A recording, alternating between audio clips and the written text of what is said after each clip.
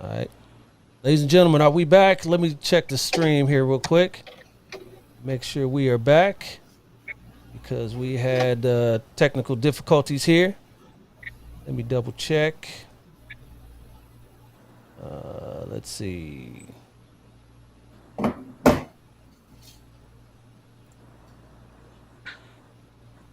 We are live. Yes, we're live. All right, ladies and gentlemen.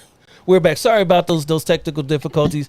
It happens. You know, it's the summer. My studio's heating up. Probably computers like, man, come on. It's been over an hour. So we will wrap up this conversation here. Give us about 15, 20 more minutes, and we will still, we has a lot of good conversation. That's just what happens when you're having fun and you got a lot of good conversation.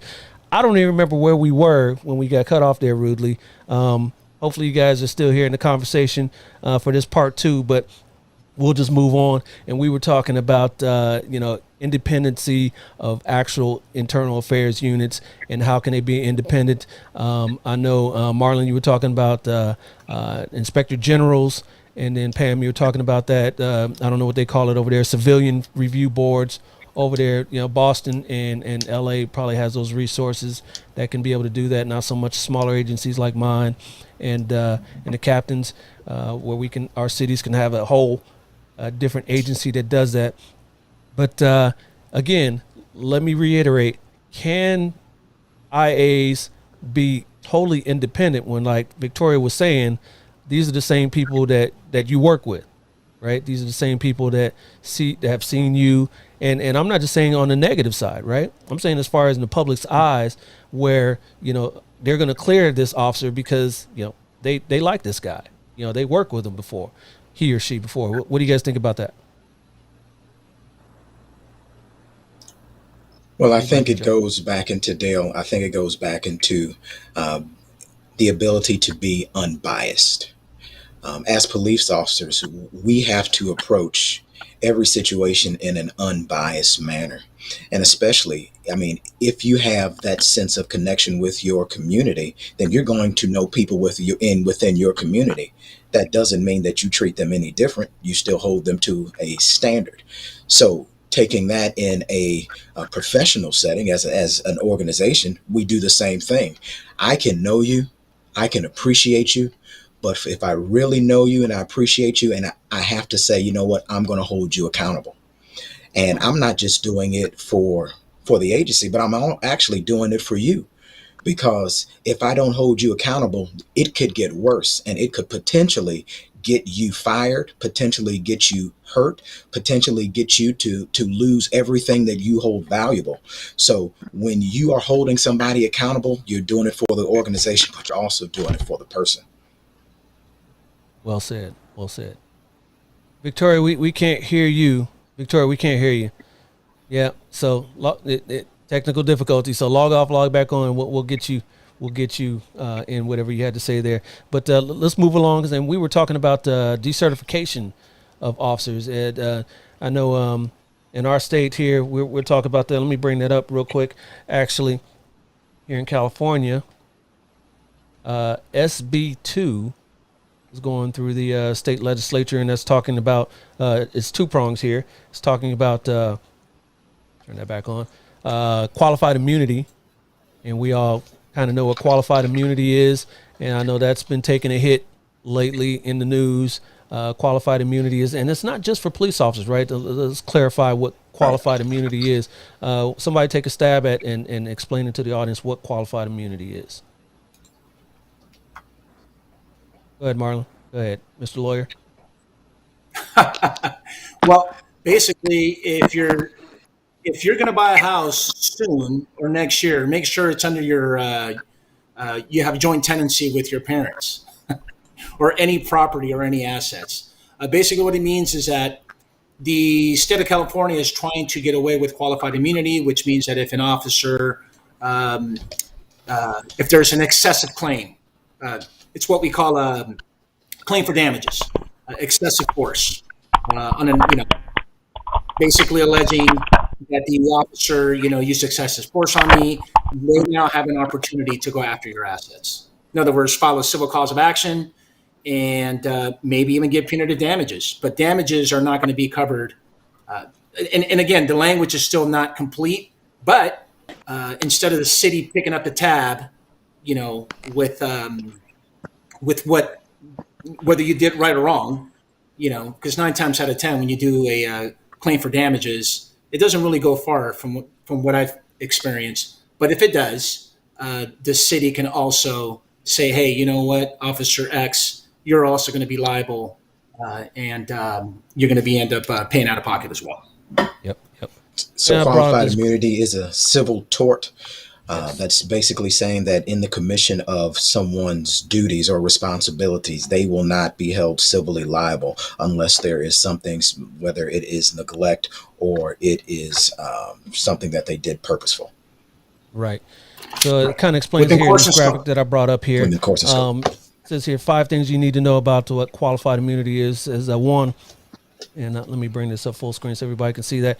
Qualified immunity, just like you said, Captain, is a judicial doctrine that protects many local government officials, so not just police. A qualified immunity is not a federal, state, or state statute. It's a judicial doctrine that was established to afford protections to local government employees, including police officers, in some but not all instances. So the courts have to rule that these rights have been violated, constitutional rights have been violated, and not only have they been violated, but it's a pretty strong test that they have to go through. They have to see if this particular instance had been violated previously. So that's something that the public is looking side at it about, right? Secondarily, let's talk about, because I originally got on this, we were talking about decertification. I had learned that there's only, 4 states that can decertify, and California was one of them until recently. Decertify your peace officer certificate. I know, Victoria, you talked about that, Dallas has that, and that they may have decertified you to work as a peace officer in Texas. So I would assume Boston, Massachusetts, and Missouri has that as well. And it's pretty, Captain, you were talking about California being pretty progressive. And just until recently, last year, we hadn't had that protection, or that I wouldn't say protection, that law, or that protection where, when you get fired for just cause from one agency, that your certification as a peace officer is revoked in the state, so another agency just doesn't pick you up. Is that correct? And a lot of people don't know, and for your audience, I mean, like you said, a lot of states have post standards, which is basically, for Missouri, it's the peace officer standards and training, which certifies police officers to be able to work as a police or peace officer within that state. Now, there are some caveats to that. Some sheriff's agencies and some smaller municipalities don't necessarily have to hold that same standard. Right. Dale, one of the things that I have always wanted to kind of put into place is that, there needs to be something on the federal level. And I know we want to get away from federal powers and make it a lot of state thing, but there needs to be just some federal guidelines to hold every police officer to the same standard, regardless of how big or regardless of how small that agency is. That way, everyone in this country knows what to expect when they see those red and blues behind them. Right. Yep. And we Can you talk hear about, me, Dale? yeah, we can. Well, I just wanted to just add to what the captain said. Not only I agree with everything he just said, but I think there should also be a federal standardization of training across law enforcement agencies throughout the country. I mean, it's just such a vast difference in the level of training, the type of training, policies on use of force. I think there should be some universal training that applies to all law enforcement agencies, regardless of how big or small they are. Yeah, absolutely. Yeah, I had always, just assumed, because I didn't know that, at least if one agency, if you get fired from one agency, at least here in California, for just cause, and you go apply for another agency, for one, they're going to do a background check, right? They're going to come to your previous agency and look at your packet. And if they see in there, was fired for, excessive force, fired for whatever reason, I would assume that next agency wouldn't want that liability and hire you, even if there isn't a decertification process. But I guess anything can happen. If your uncle's a chief of police somewhere and he knows you got fired somewhere, he could still hire you, regardless of whatever happened at your previous agency. Correct? Dale, I've been doing this Yes. thing for a few years now, and I've seen different background investigations where you can go to an agency and they will not open up the internal affairs file. You can see maybe their personnel file, but some agencies, it's against their policy and procedures to open up their internal affairs file. I think that needs to change. Yeah, and I will add on to the. I had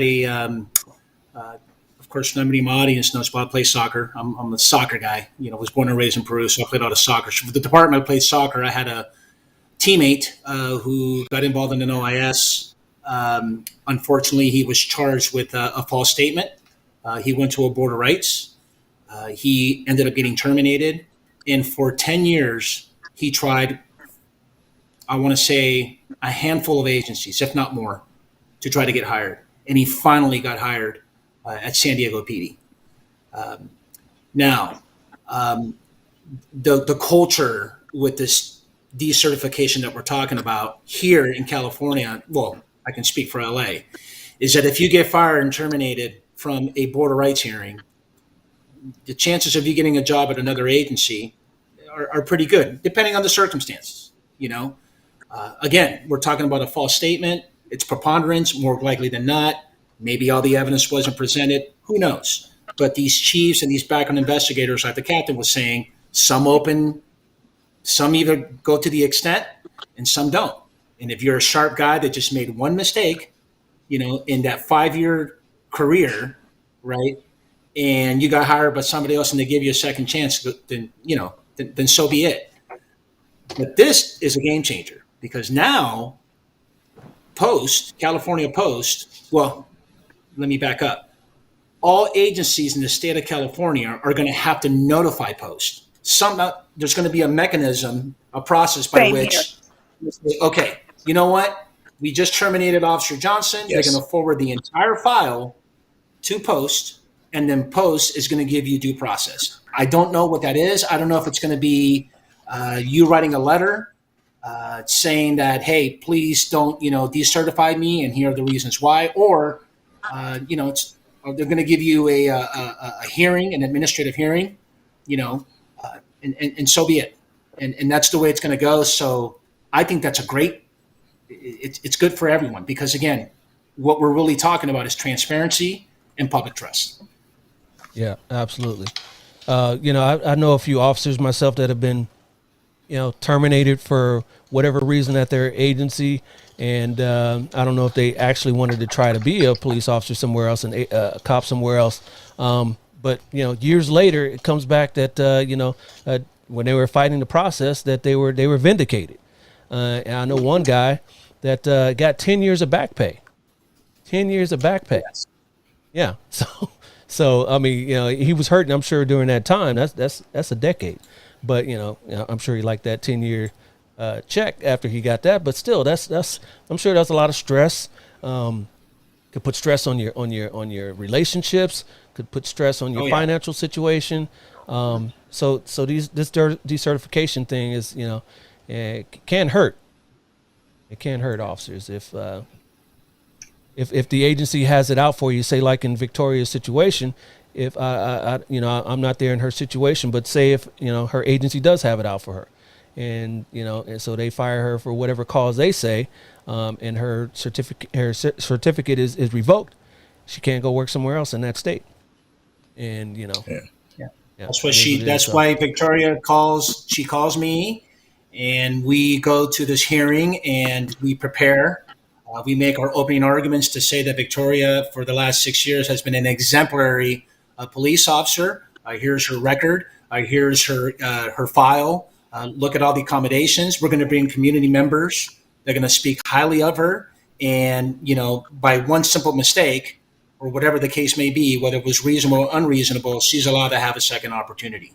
And that's another reason I decided to move forward. That's what you call marketing and promotion by Marlon. That's marketing and promotion. There you go.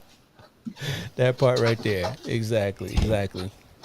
All right, guys. I know we went a little bit over because had some technical difficulties, but I don't want to cheat our audience and you guys out of game time here. So let me set this up here for you guys. All right, we are doing some family game night, and today's we got some chat that came up there. All right, cool. Today's game for you guys is IA or AI. We were talking about IA, internal affairs, but in this case, that means quotes from either Iman Abdullah-Jabid, we all know her as Iman. I hope I didn't butcher her last name, or Allen Iverson, which people call AI. That is his nickname. So these are quotes from either Iman or AI. So your name is your buzzer. I'm gonna pull up a quote, and you just shout out your name, and I will call on you to tell me if that quote was from either IA or AI. And the one with the most answers correct at the end will be the winner. All right, pretty simple, right? All right, so here's your first one. Let's go. First quote: there is a lot of noise out there. I don't want to follow the trend. I want to create the trend. Who said that? Somebody jump in there. Lemons. Who do you think said that? That was Allen Iverson. And that is incorrect. So let me tell you something. I think this somebody was else jump in there. Who is it? Somebody jump in there. Who? Iman. Victoria said it's first. Can we hear you, Victoria? Oh, I'm sorry. throw up a 1 if it's Iman, or a 2 if it's AI. Iman. She is saying 1. Yes, that is correct. Iman said that. We have some audio difficulties there with Victoria, but we do sign language here. All right, here's your next one. The day you settle for less is the day you will get less. Looks like Victoria raised her hand first. 2, she is saying AI, and that is incorrect. Somebody else jump in there. There's only 2 answers. Somebody. Lemons. Allen Iverson. It had to be. Allen Iverson. No, it is. She said 2 was Allen Iverson. That is incorrect as well. No, that's what I meant. Who is it? Iman. It was Iman. Come on, man. She is 1. We'll give that one to Pat. So 1 is IA, which is Iman. 2 is Allen Iverson. So we gotta do sign language here for Victoria. All right, here's your next quote. I had a lot of growing up to do. A lot of times I learned the hard way. Who is that? Go ahead, Marlon threw it up. He threw up a 2. That is correct. That is Allen Iverson. All right, here's your next quote. The people who are the most successful in life are not stopped by fear. Who said that? Victoria raised her hand. Victoria's raised her hand. She said 1, and that is correct. Iman said that. All right. This is pretty easy. You got a 50-50 shot here, so just throw your name out there real quick. So we got Victoria's got 2, Marlon's got 1, and Pam has got 1. And come on, Cap, you're getting blanked here. Come on. Yeah, I know it. All right, here we go. Here's your next one. My mom always told me that I could be anything I wanted to be, and I actually believed it and fought. Marlon is saying 2. That is correct. That is Allen Iverson said that. Probably the fighting part is probably what gave that away, right? So he's my favorite. He's my favorite 1. Yeah. Okay. All right. I can't see Iman doing it, throwing hands with anybody, but maybe she did. I don't know. Here we go. Let's go. I have no regrets on anything. People ask me all the time, do I have any regrets? I don't have any. 2. That's 2. Captain said that. That is correct. AI did say that. All right. Got on the board there finally, Captain. Here's your next one. Next quote. I surround myself with people who make me laugh. That's 1. That sounds like 1. Victoria said first. She said it was 1. 1 would be Iman. That would be incorrect. So who wants to throw that out? Two. Two. Two. Let's. Well, you already said one, Cap. So we gonna say no. We gonna give it to Pam. Pam is Okay. correct. Yes, AI did say that. AI did say that.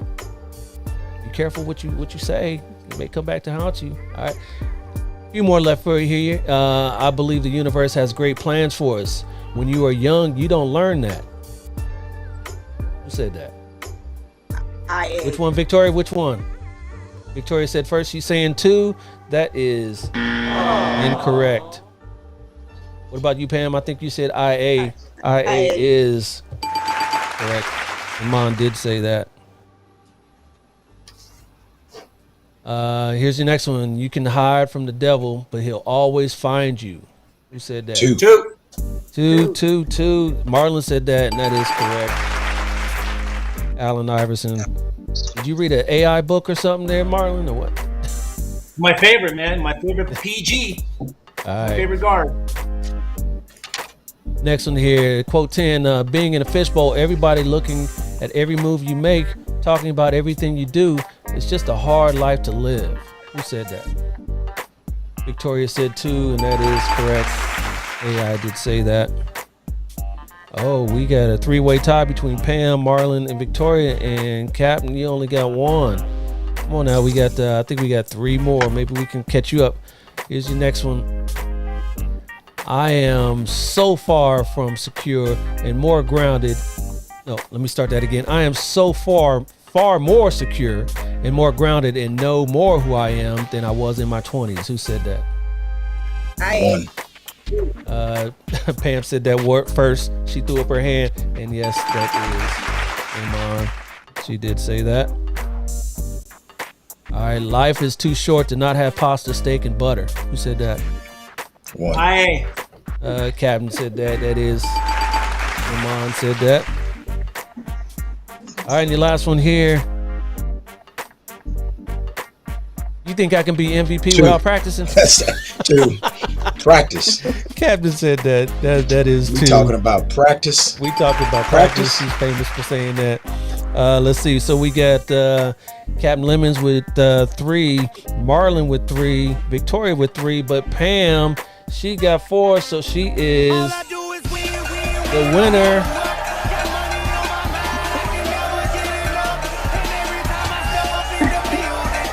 Everybody hands go up. All right. Yeah, she was throwing her hands up and everything too. All right, yeah, that's what we're talking about. All right, cool. I appreciate all you guys through the technical difficulties that we had there during the broadcast there, but we brought it back and we still brought some good information back to the viewers. So I appreciate you guys coming on. On the way out, I want to have you guys say a little something to the audience here on your way out, something that you can leave them with. We'll start with you, Captain Lemons. Hey, I just want to say, first of all, Dale, thank you for having us on. It was an awesome discussion. Appreciate you. But just to let the audience know that there are members, there are police officers who really do care about the community and are really want to make sure that other police officers are held to a higher standard. It's all about responsibility, accountability, and then respectability. We want to make sure that the departments that we serve are serving the citizens in a positive and unbiased light. So have faith in your police departments, have faith in those officers, and hopefully we can continue to have a connection with our community. Thank you. Absolutely. Pam, go ahead. Oh, thank you, Dale. Well, thanks again for doing this platform for these conversations. And I just want to add that this is one of the many ways that we can build trust and transparency.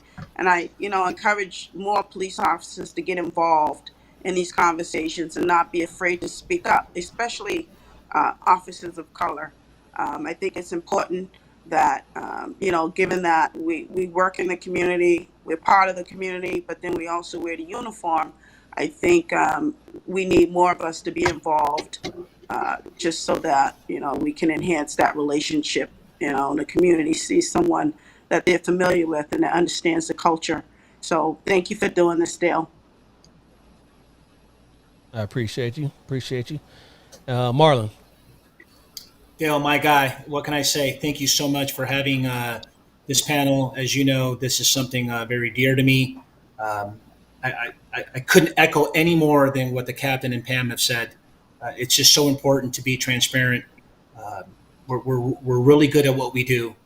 And if we continue to have these conversations, this is a topic that's definitely needed for the public to be educated on. So, again, thank you. Absolutely. And Victoria, can we hear you? No, we can't hear you.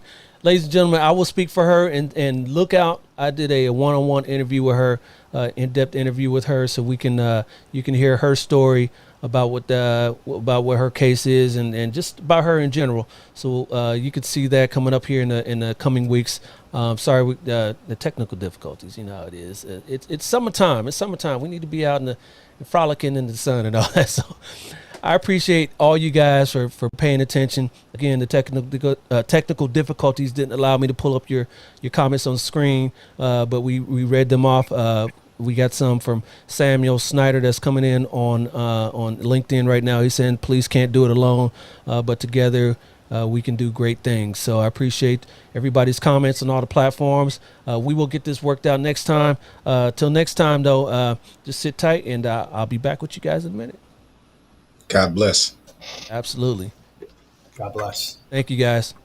Till next time. Thank you. Yes, sir. Yes, ma'am. Everybody, thank you. My name is Dale. This is Black and Blue. We'll talk to you soon.